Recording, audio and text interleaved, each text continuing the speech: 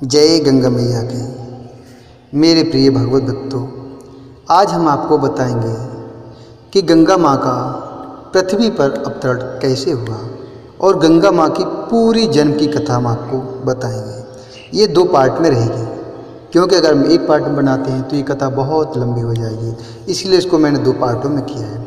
आइए जानते हैं पहले पार्ट की कथा के बारे में। ऋषि विश्वामित्र ने एक बार श्री राम जी को इस प्रकार से कथा का सुनाना आरंभ किया कि पर्वतराज हिमालय की अत्यंत रूपवती लावण्यमयी अर्थात सौंदर्य एवं सर्वगुण संपन्न 2 कन्याएं थीं। सुमेरु पर्वत की पुत्री मैना इन कन्याओं की माता थी। हिमालय की बड़ी पुत्री का नाम गंगा तथा छोटी पुत्री का नाम उमा था। गंगा अत्यंत प्रभावशाली और असाधारण दैवी गुणों से संपन्न थी। वह किसी बंधन को स्वीकार न कर मनमाने मार्गों का अनुसरण करती थी। उसकी इस असाधारण प्रतिभा से प्रभावित होकर देवता लोग विश्व के कल्याण की दृष्टि से उसे हिमालय से मांग कर ले गए।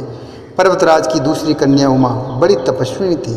उसने कठोर एवं असाधारण तपस्या करके महादेव जी को वर के रूप में प्राप्त किया।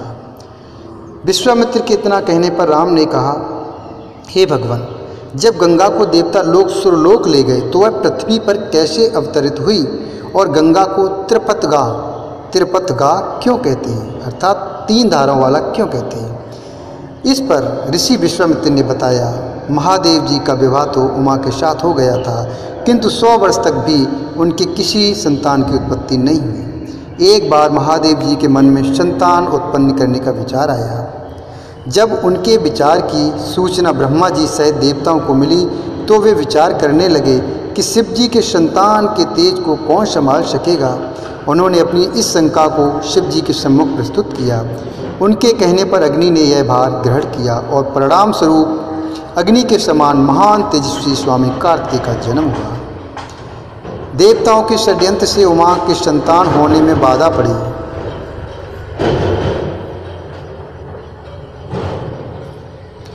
तो उन्होंने क्रुद्ध होकर देवताओं को शाप दे दिया कि भविष्य में वे कभी पिता नहीं बन सकेंगे। इस बीच सुरलोक में विचरण करती हुई गंगा से उमा की भेंट हुई। गंगा ने उमा से कहा कि मुझे सुरलोक में विचरण करते हुए बहुत दिन हो गए हैं। मेरी इच्छा है कि मैं अपनी मातृभूमि पृथ्वी पर विचरण करूं। उमा ने गंगा को आश्वासन दिया कि वे इसके लिए कोई प्रबंध करने का प्रयत्न करेंगे। वत्स राम, तुम्हारी अयोध्यापुरी में सगर नाम के एक राजा थे। उनके कोई पुत्र नहीं था। सगर की पटरानी केशनी विदर्भ प्रांत के राजा की पुत्री थी। केशनी सुंदर धर्मात्मा और सत्परायण थी। सगर की दूसरी रानी का नाम सुमति था, जो राजा अरिष्टनेम की कन्या थी। दोनों रानियों को लेकर महाराज सगर हिमालय के भृगुप्रस्त्रवण नामक प्रांत में जाकर पुत्र प्राप्ति के लिए तपस्या करने लगे। उनकी तपस्या से प्रसन्न होकर महर्षि भृगु ने उन्हें वर दिया कि तुम्हें बहुत से पुत्रों की प्राप्ति होगी। दोनों रानियों में से एक का केवल एक ही पुत्र होगा जो कि वंश को बढ़ाएगा, और दूसरी के 60,000 पुत्र होंगे। कौन सी रानी कितने पुत्र चाहती है, इसका निर्णय वे स्वयं आपस में मिलकर कर लें। केशनी ने वंश को बढ़ाने के लिए एक पुत्र की कामना की और गरुड़ की बहन सुमति ने 60,000 बलवान पुत्रों की। उचित समय पर रानी केशनी ने असमंजस नामक पुत्र को जन्म दिया। रानी सुमति के गर्भ से एक तूंबा निकला, जिसे फोड़ने पर छोटे छोटे 60,000 पुत्र निकले। उन सब का पालन पोषण घी के घड़ों में रखकर किया गया। कालचक्र बीतता गया और सभी राजकुमार युवा हो गए। सगर का ज्येष्ठ पुत्र असमंजस बड़ा दुराचारी था और उसे नगर के बालकों को सरयू नदी में फेंककर उन्हें डूबते हुए देखने में बड़ा आनंद आता था। इस दुराचारी पुत्र से दुखी होकर सगर ने उसे अपने राज से निर्वसित कर दिया, अर्थात राज से निर्वासित अर्थात निकाल दिया। असमंजस के अंशुमान नाम का एक पुत्र था। असमंजस के अंशुमान नाम का एक पुत्र था। अंशुमान अत्यंत सदाचारी और पराक्रमी था। एक दिन राजा सगर के मन में अश्वमेघ यज्ञ करवाने का विचार आया। शीघ्र ही उन्होंने अपने विचार को कार्य रूप में परिणत कर दिया। राम ने ऋषि विश्वामित्र से कहा, हे गुरुदेव, मेरी रुचि अपने पूर्वज सगर की गाथा को विस्तार पूर्वक सुनने में है, अतः कृपा करके इस वृत्तांत को पूरा सुनाइए। राम के इस तरह कहने पर ऋषि विश्वामित्र प्रसन्न होकर कहने लगे, राजा सगर ने हिमालय एवं विंध्याचल के बीच की हरी भरी भूमि पर एक विशाल यज्ञ मंडप का निर्माण करवाया। फिर अश्वमेघ यज्ञ के लिए श्यामकर्ण घोड़ा छोड़कर उसकी रक्षा के लिए पराक्रमी अंशुमान को सेना के साथ उसके पीछे पीछे भेज दिया। यज्ञ की संभावित सफलता के परिणाम की आशंका से भयभीत होकर इंद्र ने एक राक्षस का रूप धारण करके उस घोड़े को चुरा लिया। घोड़े की चोरी की सूचना पाकर सगर ने अपने 60,000 पुत्रों को आदेश दिया कि घोड़ा चुराने वाले को पकड़कर या मारकर घोड़ा वापस लाओ।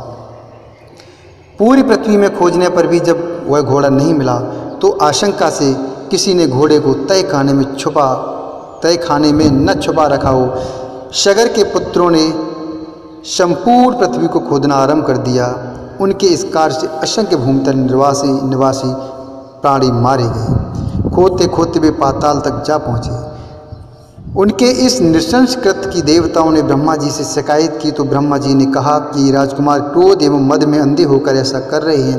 पृथ्वी की रक्षा कर दायित्व कपिल पर है, इसलिए वे इस विषय में कुछ न कुछ अवश्य करेंगे।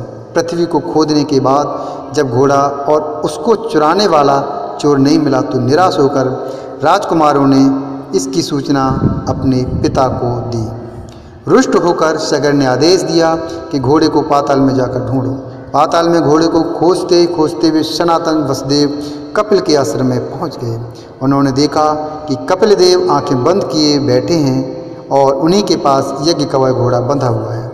उन्होंने कपिल मुनि को घोड़े का चोर समझकर उनके लिए अनेक दुर्वचन कहे और उन्हें मारने के लिए दौड़े। सगर के इन कुकृत्यों से कपिल मुनि की समाधि भंग हो गई।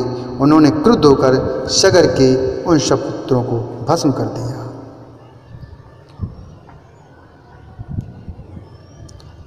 जब महाराज सगर को बहुत दिनों तक अपने पुत्रों की सूचना नहीं मिली